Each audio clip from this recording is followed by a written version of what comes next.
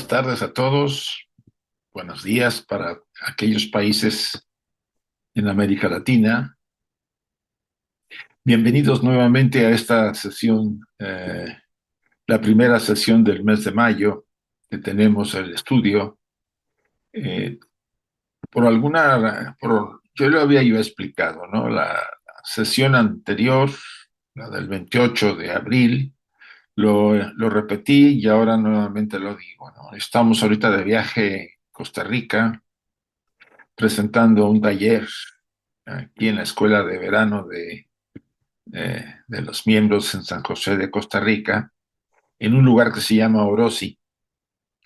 Y este día era difícil que yo pudiera presentar el estudio de la doctrina porque estaría yo de viaje, ¿no? Entonces, eh,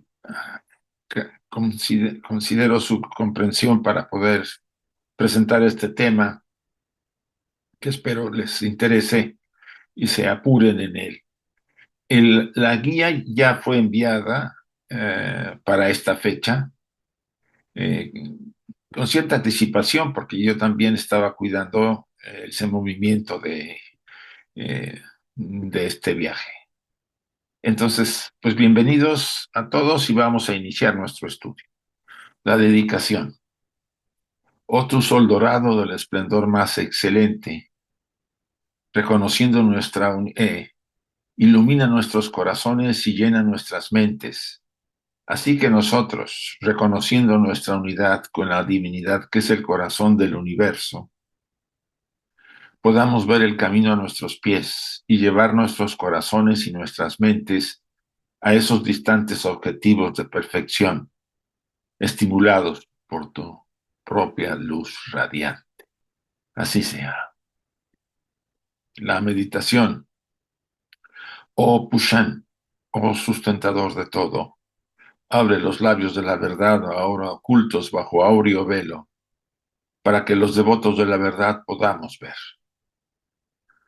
Esto es del Brandarayanyaka Upanishad.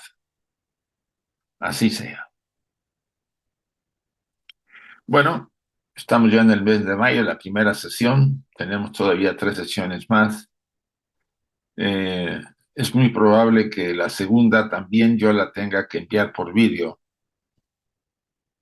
La tercera es más seguro que Miguel Ángel la vuelva a presentar y la cuarta, la del 26, ya la presento en vivo, ¿no? No creo que haya problema. Los códigos son los mismos. El horario, 8:30, 6:30 hora de España, para que no se mueva mucho este tema. Volvamos con la nota informativa, ¿no?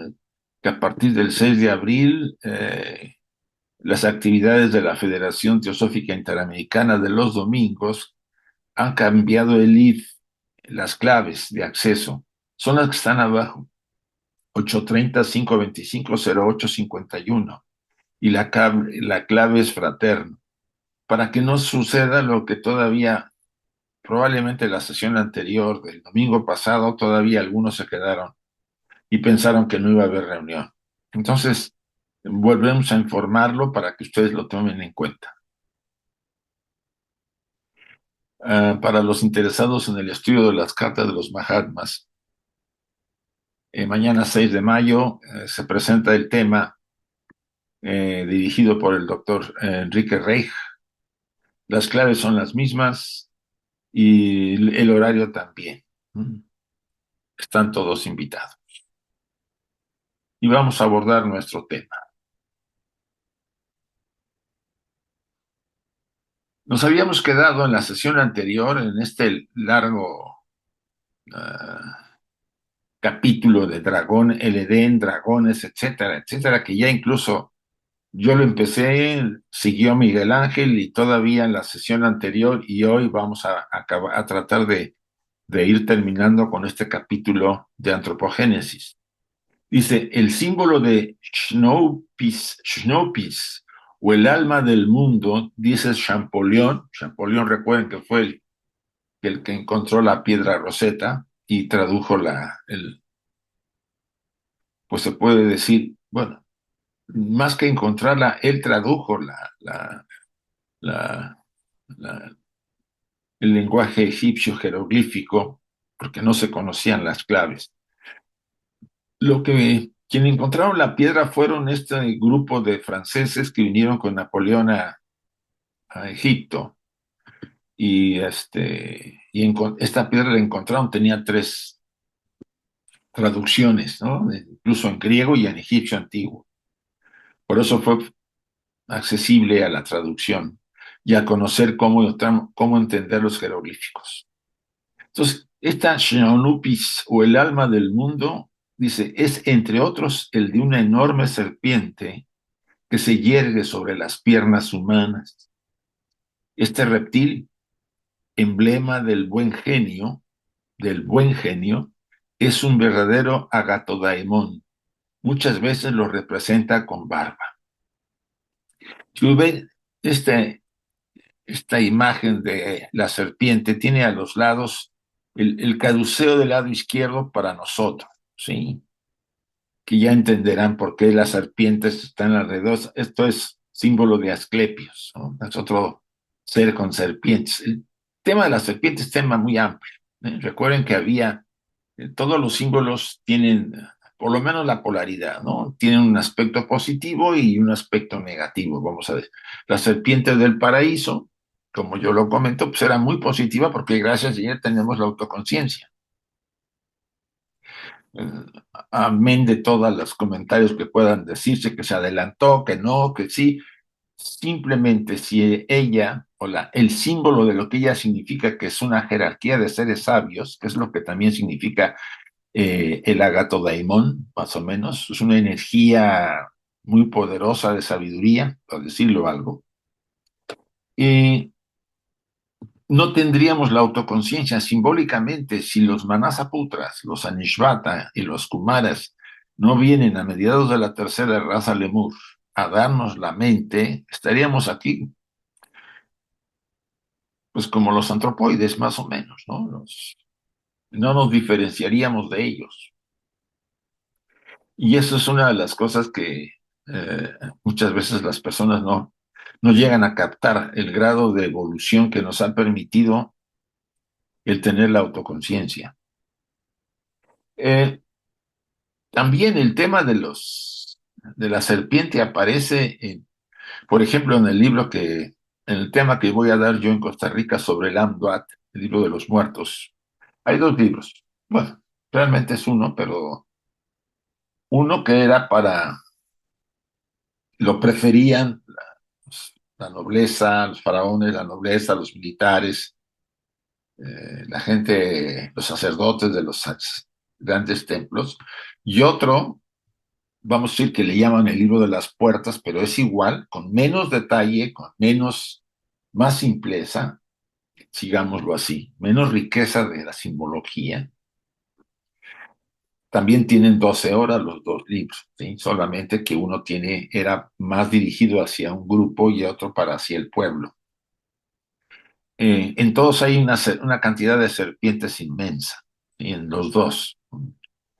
Y muy probable que este taller lo demos, o esta conferencia eh, la presente yo como taller pronto otra vez, para el caso que a alguno les interese. Dice, este animal sagrado, idéntico a la serpiente de los sofitas, recuerden que los sofitas fue un grupo gnóstico muy importante en los primeros siglos de la era cristiana. Se encuentra grabado en las muchas piedras gnósticas y basilidianas. Basílides fue otro líder de otro grupo gnóstico de antes y después vamos a decir, los principios de la era cristiana. Y hago esa diferencia de la gnosis de la primitiva de la gnosis moderna. Con todo el respeto de la moderna, siempre me voy a referir a la gnosis antigua. La serpiente tiene varias cabezas, pero siempre está inscrita con las letras Knubis, Schnubis. Fíjense que esta que ven ustedes aquí, yo la vi cuando estuvimos de visita en Egipto, en uno de esos viajes, en Alejandría. había unas tumbas de las pocas que tiene Alejandría de como lugares antiguos porque ven que está súper poblada. Entonces se han construido sobre todo lo que era antiguo ya quedó abajo de la ciudad. Además que hubo temblores que destruyeron parte de la ciudad en un época. Entonces, si ustedes bajan, hay una especie de túnel, de tumba que baja uno como un serpentín hasta el fondo, y en la puerta del lado izquierdo aparece esta imagen, ¿sí? El Agatoidaimon, o sea, el Jnubis, que así creo que pronuncia así. Más adelante va a venir, sí, Choubis, Shonobis. Va a aparecer más adelante comentarios de esto. Agatodaimon estaba dotado con el conocimiento del bien y del mal, esto es, con la sabiduría divina, pues es sin esta última lo primero es imposible, repitiendo lo que dijo Jámblico. Champollion lo muestra como. Aquí en esto me interesó repetirlo, porque quiero que ustedes vean qué es un Agatodaimon. Si se fijan, aquí está Tot, el dios de la sabiduría egipcia. A él se le debe las tablas de Tot, del libro de Tot, el gran libro de sabiduría. Aquí está Hermes Trimegistro y aquí está Mercurio. Mercurio saben que tiene en la mano el caduceo, ¿no? Con las dos serpientes. Hermes en esta no aparece hay un dragón o una serpiente a los pies, que hoy te vamos a ver en otra imagen. Y aquí, pues, Tot. Dice la llamada el fuego de los dioses celestiales, el gran Tot Hermes, a quien Hermes Trismegisto atribuye la invención de la magia. Vamos a notar que Hermes Trismegisto no fue uno solo, sino que hubo varios, pero eso más adelante lo vamos a ver. Entonces, imaginen ustedes hacia dónde va el tema del Agato Daimon. Está relacionado con seres sabios, ¿no? Profetas videntes, jerarquías de seres con sabiduría que aportaron a la humanidad parte del conocimiento para su evolución. Aquí hay un comentario sobre esta imagen. Dice, el Snubis o Acatodaimon solar es el Cristo de los gnósticos, como sabe todo hombre instruido en la materia. Está íntimamente relacionado con los 7 hijos de Sofía, la sabiduría. Esto es gnosis. Los 7 hijos de Aditi, esto es en la India. La sabiduría universal. Siendo el octavo Martanda, aquí estamos hablando ya de ocultismo, el sol. Recuerden que había, no sé si se acuerdan ustedes cuando estuvimos estudiando que había dos creaciones, la noumenal y la fenomenal. Y que en la noumenal está la creación, la emanación de los 7 hijos de la sabiduría universal, y el octavo era Martanda, el sol. Incluso en la primera Luzbel aparece, ¿sí? Aparecen los 7, lo que después van a dirigir o tener a su cargo los 7 planetas sagrados en este universo fenomenal. Todo esto lo habíamos tratado. Dice, por lo tanto, Shonubis era el sol espiritual de la luz, de la sabiduría, y el patrón de todos los iniciados egipcios, como lo fue más adelante Bel Medorash o Bel Velitanus entre los caldeos. O sea, es vamos a decir, es una fuente de sabiduría, es un ser especial, el que puede denominarse Tunubis, ¿sí? Pero también puede aplicarse a una serie de dioses y semidioses que, como más adelante, se va a tocar. Hermes, o más bien Tot, que aquí aparece al lado derecho la imagen, si ustedes se fijan, siempre con la cabeza de un pájaro, un nubis. Era un nombre genérico. Abdul Feda, en su historia antiislámica, muestra 5 Hermes, y los nombres de Hermes también, Nebo, Tot, fueron dados respectivamente en varios países a grandes iniciados. Entonces, aunque el nombrecito les parezca a ustedes muy, muy especial, en realidad tiene que ver con esos grandes con esos grandes seres que aportan sabiduría a la humanidad y en que en muchos casos aparecen, por ejemplo, en el pueblo judío como los profetas, ¿sí? Videntes, ¿no? Isaías, ¿no? Y podríamos mencionar a varios. Así Nebo, el hijo de Merodash y de Sarpanitu, a quien Herodoto llama Zeus Veloz, dio su nombre a todos los grandes profetas videntes e iniciados. Todos ellos eran serpientes de sabiduría, como relacionados astronómicamente con el sol y espiritualmente con la sabiduría. Eh, ¿Qué quiere decir esto? Que la serpiente, a través de todos los pueblos, de todas las épocas, ha tenido esas características muy importantes. Por un lado, eh, es un símbolo de luz, de sabiduría, de conocimiento, y también por otro lado se puede considerar un símbolo de la materia, de la terrenal, vamos a llamarlo así. Hay una estructura, no la tengo aquí a la mano, pero hay una constitución septenaria del hombre sacada de una de las escuelas gnósticas, donde la serpiente está en la base de nuestra estructura, esta energía. ¿Qué llevamos todos nosotros en la base de la columna vertebral? O sea, Kundalini, aunque en algunos pasajes se habla de que Kundalini está en el corazón y que se dirige a la columna para poder subir después cuando se trabaja el Raja Yoga. Todos tenemos una serpiente, o sea, es una simbología de energías. Entonces, y eso en todos los pueblos lo han tenido los egipcios, los han tenido los caldeos, los han tenido los griegos, etcétera, etcétera. La invención de la magia, qué término más extraño, dice la señora Blavatsky, como si el revelar los misterios eternos y reales de la naturaleza fuese inventar. Aquí está criticando, si quieren verlo así, o llamando la atención de que la magia no puede haberse inventado, fue descubierta. Es lo mismo que si dentro de unos miles de años se atribuye al señor Crookes, un famoso científico del siglo XIX, la invención de la materia radiante en lugar de su descubrimiento. La magia fue descubierta.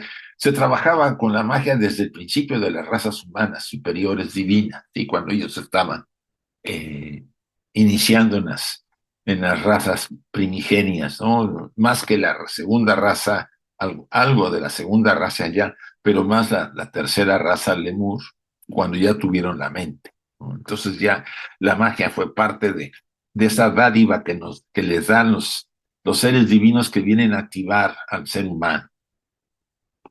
Hermes no fue el inventor ni aún el descubridor de la magia. Pues como se ha dicho en la penúltima nota, Tot Hermes es un nombre genérico, ¿sí? Es un nombre que se le da a varios seres sabios, ¿sí?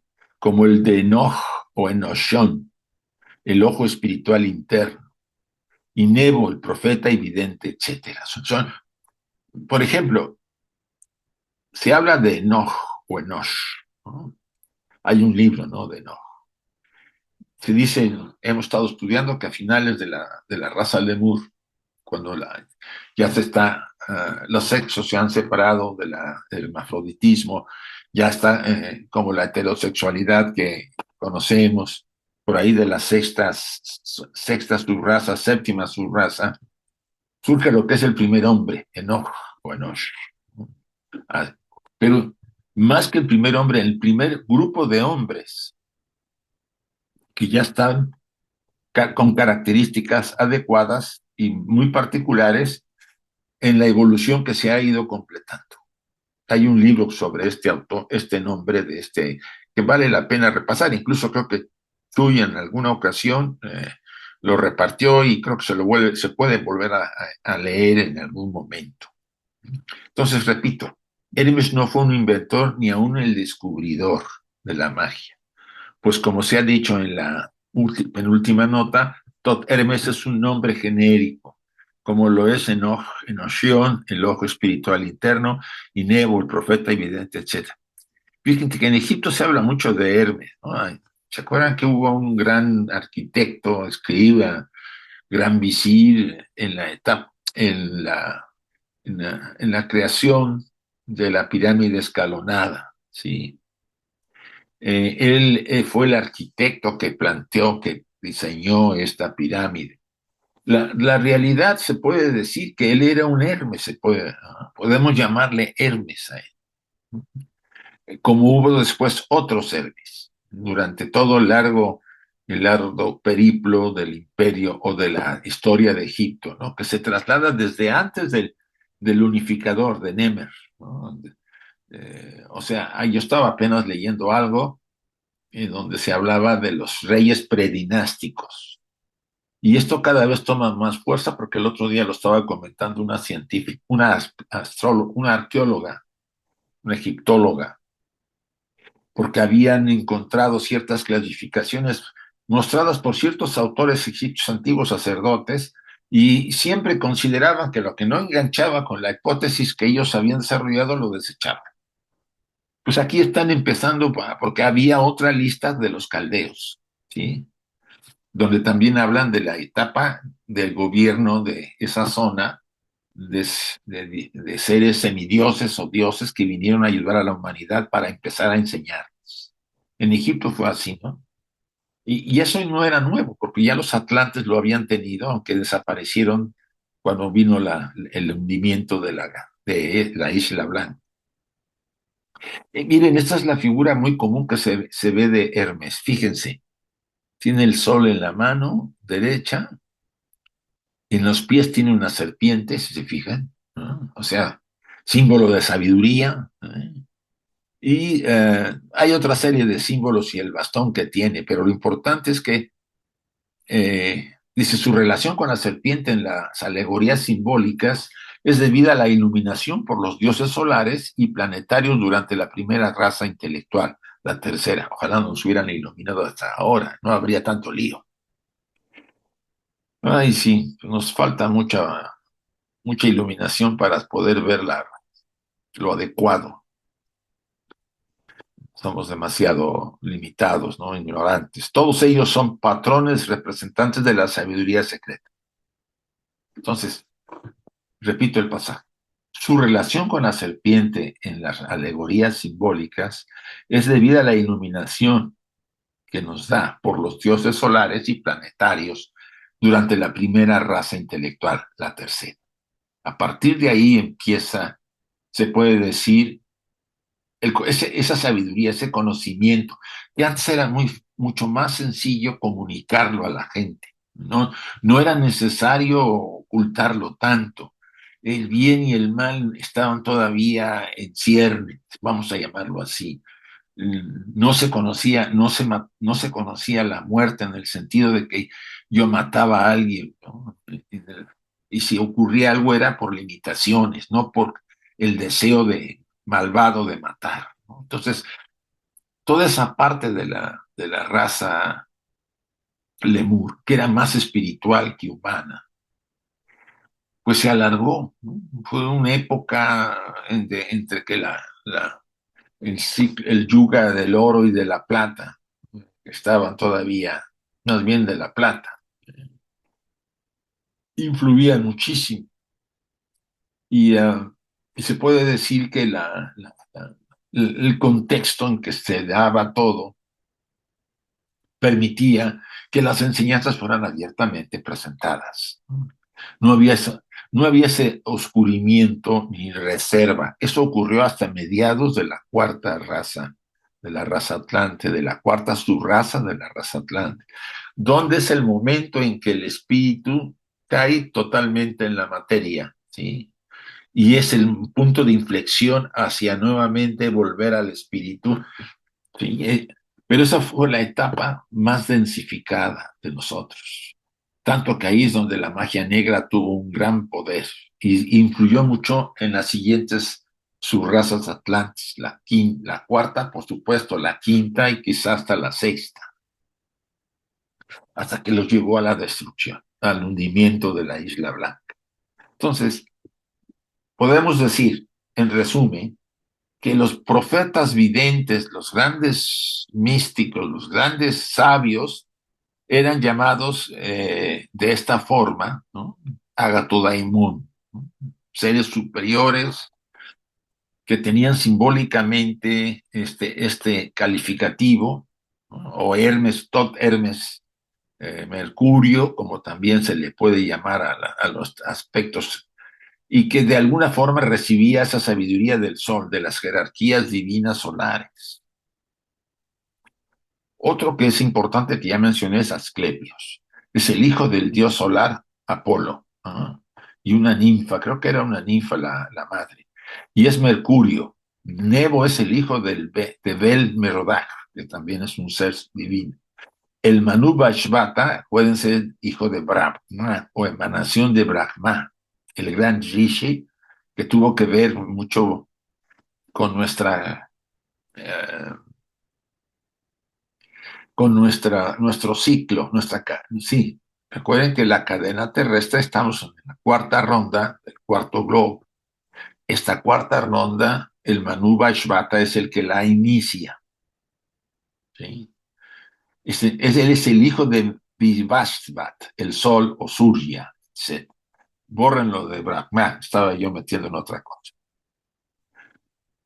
Y al paso que astronómicamente los nagas, recuerden que son los seres divinos, seres sabios, muy relacionados con las serpientes, pero en el sentido de sabiduría. ¿Ven por qué el Buda tenía en el momento de la iluminación un grupo de serpientes que lo protegen? También hay uno de los Siddhas, que es el jefe de los Siddhas, que tiene serpientes como símbolo, ¿no? Tras de su cabeza.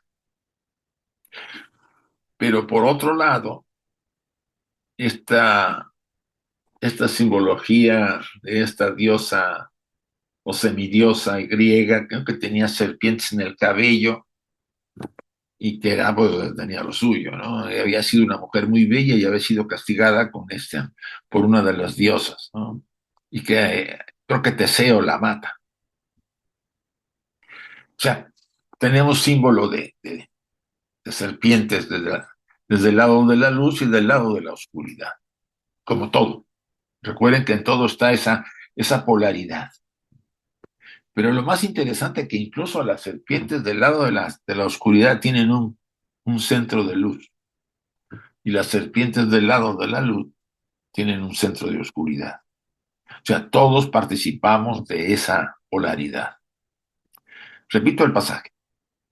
Por ejemplo, aquí ven ustedes a un rishi enseñando. También era un agatodaimon, se puede decir, un ser sabio, un profeta, un vidente. Y al paso que astronómicamente los nagas, juntamente con los rishis, los gandharvas, que tienen que ver, que son semidioses de la música, me parece ser, los apsarases, esos son creo que persas, que los gramanis o yaksas, dioses menores, yadudganas y devas, esos son devas, ¿no? Ángeles, son los servidores del sol durante los 12 meses solares en la teogonía y también en la evolución antropológica, cuando están encarnados en el mundo inferior, son dioses y hombres. O sea, todos tenemos a ese Dios interior. No, a mí nunca he olvidado las palabras que dice el Cristo, ¿no? Vosotros sois el templo del Dios vivo. Vamos a decir que no es que él fuera el primero que lo dijera. Ya en la época egipcia ya se hablaba de esa divinidad interior. Vosotros sois el templo del Dios vivo. ¿Por qué? Bueno, lo menciono porque es mucho más moderno y más a la mano de la mayoría. ¿Qué significa eso? Que en nosotros habita lo eterno, lo divino. Que somos medio conscientes. Primero lo buscamos afuera, con características de ese aspecto degradadas, ¿no? El poder, el apego, el dinero, las posesiones, porque de ese aspecto se genera la polaridad. Entonces lo buscamos tanto de uno como de otro lado. A veces las drogas, el alcohol. todo ese juego de nuestra vida, en una vida tan corta, porque creemos que es larga, pero en realidad se te van así ahora sí los casi no, 80 o 90 años que uno vive, no tienes tiempo casi para nada. Es una, vamos a decir, es un reflejo de aquello que necesita, vamos a decir, mostrarse en mí, pero a través de que experimente y me transforme. El vehículo material debe transformarse para que ese Dios interior se muestre, o ese Cristo interior, o ese Buda interior, o ese Hermes, o ese Krishna, no sé, pónganle el nombre que quieran, habita en nosotros. Y es el que tiene conciencia de lo que hacemos. ¿Por qué no es tan fácil de alguna manera tener contacto? Porque estamos demasiado embelesados en el mundo, demasiado distraídos y apegados. Y cuando alguna ocasión hay un intento de esa parte por atraer nuestra atención, nosotros lo consideramos como, es una tontería, o en un sueño de esos impactantes. No, no, eso no sirve para nada. El sueño es una fantasía irreal, ¿no? Estamos embelesados en el. Por eso necesitamos vidas y vidas hasta que ese embelezo va terminando y queremos encontrar respuestas y entonces empezamos a escuchar esos mensajes que nos llegan de nuestro corazón espiritual. Y empezamos a dirigir nuestra atención hacia nosotros, ya no hacia afuera, sino hacia adentro. Es el Nibriti y el Pabriti Marga de los hindúes, ¿sí? ¿Que tarda mucho? Pues sí, porque somos bien duros, muy ignorantes, muy egoístas, y eso va a llevar un buen rato a la mayoría, a la mayor parte de la humanidad. Relacionado a esto, uy, aquí tengo que mencionar al gran Apolonio de Tiana. Tener presente el lector el hecho de que Apolonio encontró en Kashmir nagas budistas, o sea, sabios budistas.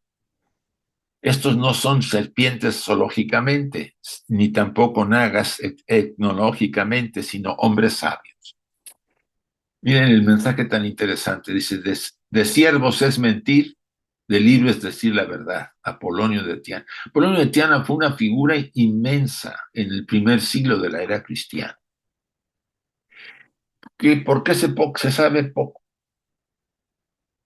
Porque se opacó mucho su nombre y sus hechos, porque competía con la imagen del Cristo y de Jesús el Cristo. Porque también Apolonio resucitó personas, hizo milagros, simbólicamente no son milagros, pero era un un gran taumaturgo o un gran, los que invocan a los dioses, a las divinidades. Eh, es una de las líneas que se practicaban en el Eleusis, ¿no? Para invocar a Deméter, ¿no? En las sesiones finales de la ceremonia de los misterios de Eleusis. Eh, bueno, él fue y tuvo una vida interesantísima. Yo se las recomiendo. Hay una obra de él, o ha de haber varias, ¿no? Yo leí una obra en una de esas, eh, vamos a decir, autores muy buenos, esta colección de libros azules con pasta dura de filósofos, ¿no? Eh, eh, Él tenía un discípulo que lo acompañaba y ese discípulo tomó nota y en base a los comentarios de las notas que dejó el discípulo, una esposa de uno de los eh, césares por ahí del siglo tercero después de Cristo, elaboró o sea, se elaboró una historia, una biografía de Apolonio, incluso se le llegó a adorar simbólicamente, ¿no? Se hizo una figura de él. Eh, el nombre de la. Apolonio nació en Tiana, era una colonia griega en lo que ahora es Turquía. Tiene una vida interesantísima. Yo insistiré que tratemos de buscar la biografía de Apolonio de Tiana. Van a sorprenderse las cosas que hizo. Él era muy pitagórico, una mezcla de pitagórico. Estuvo en España, sí, en Cádiz, porque había ahí un templo de Asclepios. ¿Eh? Y él pasó a, vamos a decir, una de las funciones que tuvo fue la de reformador, ¿no? De volver a darle peso a los misterios. Bien, no me quiero detener tanto, pero lo que sí les puedo recomendar es que traten de encontrar eh, más información sobre este autor, Apolonio de Tiana. La Biblia dice desde el Génesis, dice la señora Blavatsky, al Apocalipsis, no es sino una serie de anales históricos de la gran lucha entre la magia blanca y la magia negra, entre los adeptos del sendero de la derecha, los profetas, y los de izquierda, el clero de las masas. No se puede evitar este tema. ¿Ustedes creen que no tenemos ahora en las religiones actuales la influencia tanto de la luz como de la oscuridad, del sacerdocio, de todas las religiones? Pues sí lo tenemos. Hay una serie de grupos pseudo, bueno, yo no diría que pseudo, grupos religiosos derivados en el protestantismo, pero unos muy raros, que solamente buscan, pues, obvio, lo económico, el diezmo, y te están pues, presionando mucho por esa parte. O sea, lo que quiero que ustedes se den cuenta es que la función de las religiones es importante, ayuda a ser mejor ser humano, sobre todo para un grupo de personas o la gran parte de la humanidad. Pero la religión no es el final, sino es una parte del proceso, porque la espiritualidad está arriba. Puede estar dentro de la religión, pero normalmente está más arriba. Pueden ser espirituales sin ser religiosos. Eh, lo importante es que nos ubiquemos. Y ahorita me estoy acordando, ¿no? En lugar de ser bueno, hay que ser completo. Eso lo menciona, creo que el doctor Jung en su autobiografía. Eh, y nos llama, ¿no? Eh, o antes, o en lugar de irse al extremo, ¿no? De la justicia.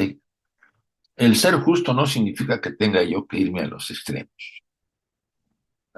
Analícenlo bien, esa es la enseñanza del camino medio del Buda. Hay más de lo que se imagina. Hasta los estudiantes del ocultismo, aun cuando algunos de ellos tienen más manuscritos arcaicos y enseñanzas directas en que fundarse, encuentran, miren, sin embargo, difícil trazar una línea de separación entre los sodales, o sea, sacerdotes del sendero de la derecha y los de la izquierda, para que vean lo difícil que es. Pues eso es obvio, no se puede evitar, ¿no? Y la naturaleza humana es muy complicada en muchos sentidos. La parte animal influye muchísimo. Las vidas que hemos tenido están heredándonos tendencias muy complejas, ¿no? Y que nos alteran nuestro rumbo.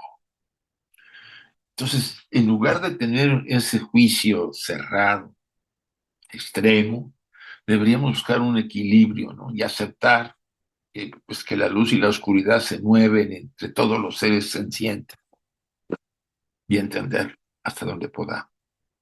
Que no quiero decir que no tengan sus principios éticos de la verdad, la justicia, el amor, la compasión, la sabiduría, el equilibrio, la armonía. Eso no debe fallar, que es nuestra esencia. Pero sí eh, ponernos en una situación de comprender más que atacar o calificar, ¿no? ¿Por qué ocurrió? ¿A qué se debió lo que pasó? ¿Qué tuvo que ocurrir para que esto pasara de esta forma u otra? Y eso también puede llevarnos a darnos cuenta que ese sujeto pues hizo de las suyas porque estaba degenerado, vamos a decir, que había perdido el rumbo totalmente. Pero no vamos a levantar el dedo y decir, puede ser que en algún momento enojados podamos hacerlo, pero es importante darnos cuenta de que no somos ni jueces, ni jurados, ni defensores, ni fiscales. Ya hay una ley que lo hace y no tenemos que entrar. En otras palabras, aceptar a la gente como es. Nos costará trabajo porque algunos nos han dañado, pero tratemos de hacer. Entonces, una línea difícil de trazar entre el sendero de la mano derecha y de la izquierda, muy difícil, porque hay una mezcla a veces. Con el buen respeto, ¿ustedes qué creen que tienen nuestros gobiernos ahorita? ¿Están todos a la derecha o a todos a la izquierda? ¿O tienen un tutti frutti que no se aguanta? Un tutti frutti. Hay cosas que hacen más o menos bien. Vamos a ir en pro de los seres humanos, de ayudar al pueblo, pero hay cosas que son ambiciosas, intereses personales y beneficios. Muy poca gente, bueno, a mí me parece que es ejemplar ahorita la partida del Papa. Leía yo en un comentario del periódico que su herencia era de 100 euros, que había tenido un sueldo de ciento y tantos mil euros al año y que nunca lo aceptó. Eso sí, el Vaticano le pagaba todos sus gastos de manutención, de viajes, etcétera, pero él vivía en ese símbolo de pobreza, de humildad. Hay seres así todavía, a pesar de tener esa. En cambio, otros que les toca ahí la lotería de ser jefes en alguna empresa, el gobierno del que fuere, y se sirven de la bolsa como pueden. Es un ejemplo. Y nos da gusto que haya seres como el Papa Francisco. Lo que pasa es que pues, se acaba de ir y que ahorita esa influencia, pues quién sabe cómo venga ahorita con el nuevo. Porque eh, hay muchos intereses ahí en el Vaticano y estarán ahorita ahí especulando para ver cómo le hacen para que quede uno de los suyos. Yo lo siento por la humanidad, pobre humanidad, está sola. El gran cisma tuvo lugar entre los hijos de la cuarta raza, lo que habíamos hablado, y cuando se erigieron los primeros templos y salas de iniciación bajo la dirección de los hijos de Dios. Se haya alegorizado en los hijos de Jacob. Bueno, es obvio que en la cuarta raza se armó el lío más fuerte de lo que se imagina. Es más, no llegaron a terminar la séptima ronda completa. Fue destruida la Isla Blanca. ¿Por qué? Porque estaban teniendo tanto poder el lado oscuro que ya amenazaba el equilibrio que debería manejar. Y bueno, se destruyó esa parte de lo que quedaba, y lo menciona el Timeo Platón. Y también hay otras menciones de eso simbólicamente. Lo importante es que esto no significa que uno no pueda emitir un juicio y verla y exigir derechos y justicia. Yo lo que estoy diciendo es que, ¿qué podemos hacer ante la situación que el mundo tiene actualmente? Pregúntense. Entre los que pocos están del lado derecho y una gran parte del lado izquierdo. Que las guerras son del lado izquierdo, las dos. Hay una destrucción, hay un sufrimiento muy grande de la humanidad y de veras, a tal grado de que no se imaginan ustedes, porque aquí estamos todavía recibiendo nuestras cositas, protegidos, papá, y para allá. Pero hay gente que lleva años de vivir no en la miseria, sino más bajo que la miseria. Y eso nos debería hacer reflexionar. Y quizá escuchar con más seriedad a Krishnamurti cuando dijo, si usted cambia, cambia el mundo. Es nuestra única opción que tenemos. No vamos a cambiar el mundo Si salgo yo, bueno, ¿qué podemos hacer con nuestro poco o nulo poder? Por lo menos material, pero sí puedo cambiarme yo. Puedo aportar a la vida que contiene a toda la humanidad ese cambio definitivo, directo, que va a aportar un pequeña gota para disminuir ese sufrimiento de esta humanidad. Es la única opción que nos queda a los estudiantes de teosofía y a todo buscador serio. Cambiar personalmente, pero realmente, no nomás leer libros y asistir incluso a estas charlas, pero seguir viviendo como nos da la santa gana. Eso de nada vale. Hay que ponerlo en práctica. Y a eso me refiero en este final de esta. Creo que hay una más, sí. No dejemos que las cosas nos arrastren, no nos dejemos entristecer por la situación que nadie va a negar, está muy complicada.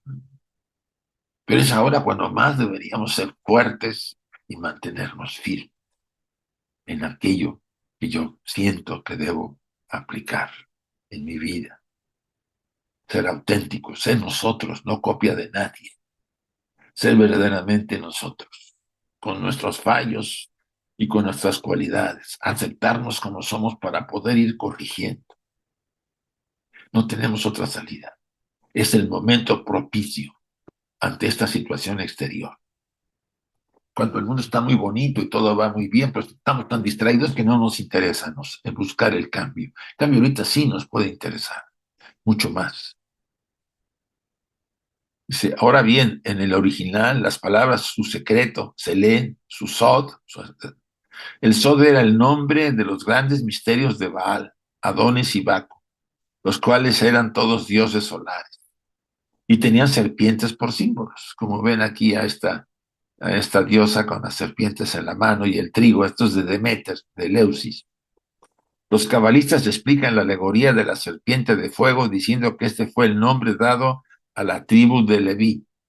En una palabra, todos los levitas y que Moisés era el jefe de los sodales. Eh, la insistencia en el símbolo de la serpiente es importante. Tiene varias características que los invito a que lo analicen. Y bueno, eh, quiero llegar ahorita al final de esta intervención. No es muy grande, no es muy larga debido a lo mismo. Y invitar a los que quieran hacer alguna pregunta sobre la gato daimón o los odales o lo que hemos visto sobre la simbología de la serpiente. Y pásenselo a Chuy y que lo anote él lo ponga ahí en el WhatsApp que tenemos. Y con gusto, y a mí me han mandado a veces y yo he contestado algunas cosas. Y esto es importante, no olvidemos lo que les acabo de decir. Eh, Está en nuestras manos hacer que este mundo o que esta humanidad esté mejor, solo con nuestro cambio. Y eso lo tenemos todos en la mano. Es obvio, si no tengo para comer, ni vestirme, ni nada, pues sí, eso me va a distraer. Pero si tengo los recursos y estoy preocupado, ¿no?, por la contaminación del planeta, por los cambios que están habiendo, por un futuro incierto, y me da miedo en muchos casos, la única opción que tengo es hacer un cambio personal.